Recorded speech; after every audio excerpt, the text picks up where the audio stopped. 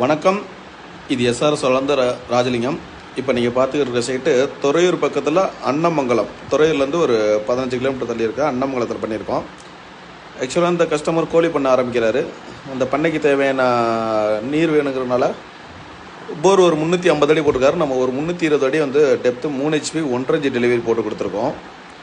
Plus வந்து பார்த்திங்கன்னா உங்களுக்கு அங்கே இருக்க கோழி பண்ணைக்கு தேவையான தீவனமும் இதில் தான் ப்ரொடக்ஷன் பண்ணுறாரு.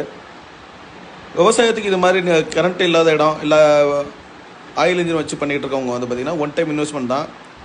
25 வருஷம் வாரண்டி கொடுக்குறோம் பேனலுக்கு.